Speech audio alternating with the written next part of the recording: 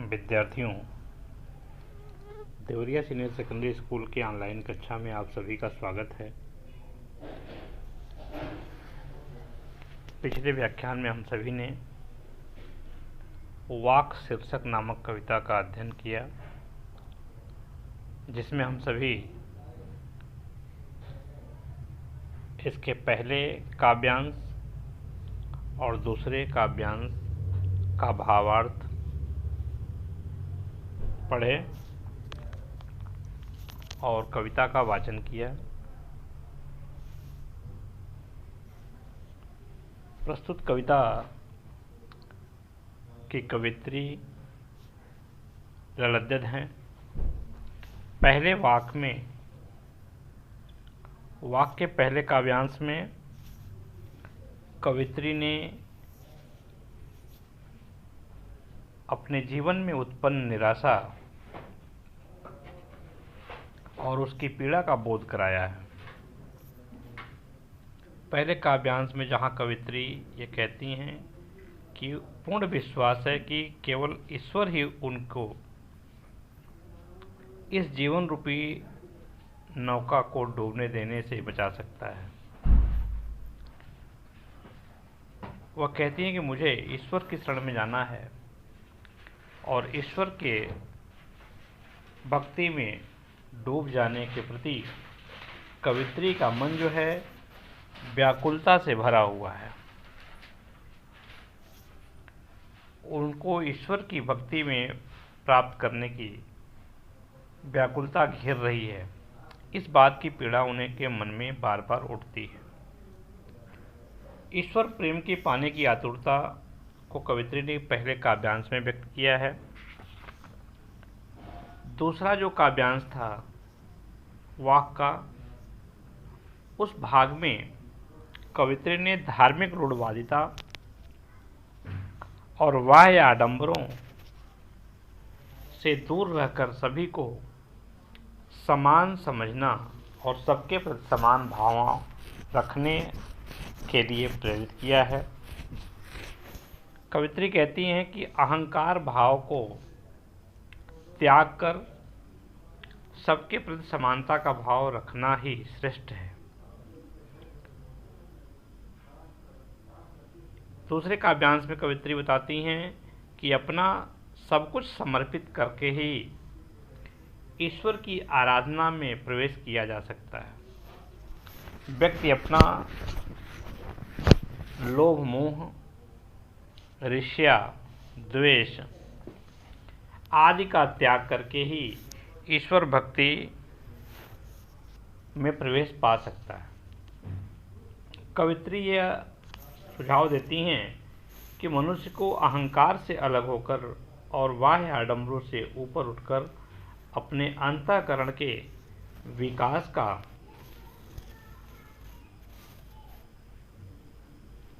प्रयास करना चाहिए।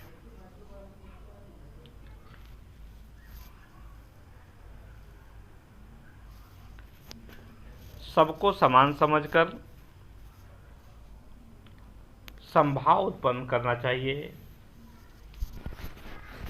जब व्यक्ति सभी को समान भाव, समान दृष्टिकोण का भाव उसके मन में होगा तो उससे उसके मन की शुद्धता बढ़ करके चेतना शक्ति व्यापक बन जाती है।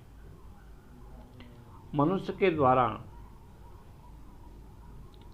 ईश्वर भक्ति में लीन हो जाना यह श्रेष्ठ भाव है। मन द्वारा आत्मा पर लगी अज्ञान की सांकड़ ढीली हो जाती है और मन तथा मस्तिष्क ऊर्जा से भर जाता है। विद्यार्थियों, कवित्री ने काव्यांश के वाक शीर्षक का जो तीसरा भाग है उसके बारे में कवित्री कहती हैं। पंक्तियाँ इस प्रकार हैं। आई सीधी राह से गई न सीधी राह, सुषुम सेत पर खड़ी थी बीत गया दिन आह। जेब टटोली कौड़ी न पाई, माझी को दूं क्या उतराई। आई सीधी राह से गई न सीधी राह, सुसुम सेत पर खड़ी थी बीत गया दिन आह। जेब टटोली कौड़ी न पाई, माझी को दूं क्या उतराई। विद्यार्थियों, इस काव्यांश में जो कठिन शब्द हैं, यहाँ पर सुषुम सेत का अर्थ है सुषुम्ना नाड़ी रूपी पुल। इस शरीर में 3 प्रधान नाड़ियाँ हैं, जिसका नाम है ईड़ा, पिंगला और सुषुम्ना में से एक। जेब टटोली, जेब टटोली शब्द का अर्थ है आत्मविवेचन किया या आत्मविश्लेषण करना। कौड़ी न पाई, कौड़ी न पाई शब्द का अर्थ है कुछ भी प्राप्त नहीं हुआ। माझी, माझी किसको कहा गया है? माझी शब्द का अर्थ है ईश्वर, गुरु, नाविक के रूप में। उतराई, उतराई से शब्द का अर्थ है सत्कर्म रूपी पारिश्रमिक। तो कवित्री इस काव्यांश में बताती हैं कि ईश्वर की प्राप्ति का जो मार्ग उसने चुना वह उपयुक्त नहीं था। कवित्री बताती हैं कि ईश्वर की प्राप्ति के लिए उसने जो मार्ग चुना, जिस रास्ते पर वह चल रही थी, भक्ति का जो मार्ग उन्होंने अपनाया वह उपयुक्त नहीं था और न ही वह सीधे उस रास्ते पर चल पाई। इस प्रकार वह संबोधित करते हुए कहती हैं, ईश्वर को संबोधित करते हुए कवित्री कहती हैं कि केवल समर्पण द्वारा ही परमपिता परमेश्वर को प्राप्त किया जा सकता है। उनका दिया जीवन सोच विचार और हठ योग साधना में व्यतीत हो गया।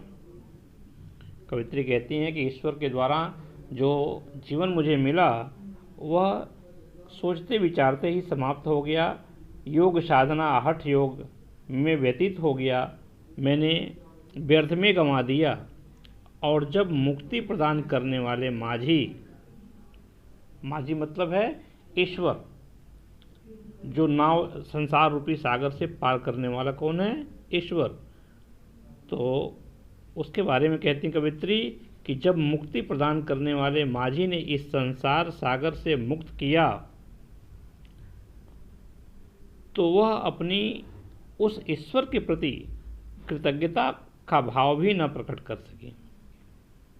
इसके बदले वह ईश्वर माझी को कुछ भी न दे सकी। अर्थात कवित्री कहना चाहती हैं कि सांसारिक व्यस्तताओं में घिरकर मनुष्य अपने परम लक्ष्य को भूल जाता है और जीवन के अंतिम क्षण, जब जीवन का अंतिम क्षण आता है तब तक समय बीत चुका होता है, उसे अपना जीवन व्यर्थ लगने लगता है। उस समय कुछ न कर सकने की असमर्थता बहुत पीड़ादायक होती है। कवित्री ने यहाँ बताया है कि मनुष्य अपने स्वार्थ सिद्ध करने के पीछे अपने जीवन के लक्ष्य को भूल जाता है। कवित्री ने अपने द्वारा अपनाए गए प्रभु प्राप्ति के मार्ग को उचित नहीं बताया। विद्यार्थियों,